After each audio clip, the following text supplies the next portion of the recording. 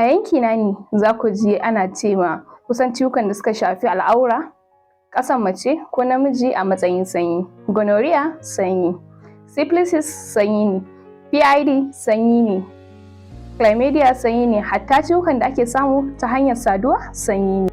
Duk da cewa ciwukan sun bambanta, haka ake musu kuɗin goro, ana kiransu da suna ɗaya, sanyi. Alhalin kuma hatta ƙwayoyin cutar da ke samar da waɗannan ciwuka sun bambanta. Wasu fungal ne, wasu viral, wasu bacteria. Yadda sunayen suka bambanta, haka mataki da kuma maganin da za a ɗaura mutum a kai suka bambanta. Idan ƙawarki tana fama da ɗaya daga cikin waɗannan ciwuka da muke kira sanyi, ta je asibiti aka bata magani ta warke, ba hakan na nuna cewa ke idan kika sha wannan magani za ki warke ba. Domin zai iya kasancewa ba sinadarin ƙwayoyin cutar iri ɗaya bane ba. Wataƙila nata bacterial ne, naki kuma fungal ne. Hakan idan kika sha maganin da aka bata, madadin ke ki warke, zai ƙara miki wani ciwon ne a jikinki, domin zai ƙarfafa ma wannan ƙwayar cutar ƙarfi. Ko da ko alamomin cutar da kike ji da wanda take ji a jikinta iri ɗaya ne, domin kusan waɗannan ciwuka suna da alamomi masu kamanceceniya, kamar dai ƙaiƙayi, zazzaɓi, zubar da farin ruwa da sauransu.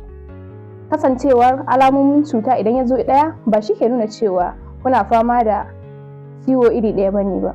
Idan muka ci gaba da sha ma ciwo maganin da ba nashi ba, mamadin mu ringa samun lafiya, zai zama da cewa muna ƙara illata lafiyar jikinmu ne, tare da ƙara ma wannan ƙwayar cutar ƙarfi.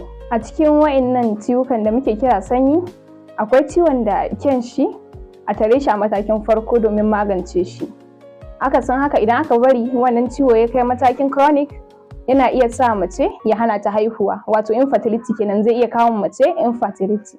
Ba maganin asibiti ne matsalar gurin warkar da infection ba, face da kuke shan maganin ba bisa ƙa'ida ba, ta hanyar tunanin ciwon wacce irin shi ne nawa, ku anshi maganin da aka rubuta ma waccan saboda ta sha ta warke, kuma ku sha. Yana daga cikin dalilin da ya sa ko kun sayi wasu magungunan kun sha ba sa muku aiki, ba za ku ga amfaninsu ba, saboda ba ku sha maganin bisa ƙa'ida da ya kamata.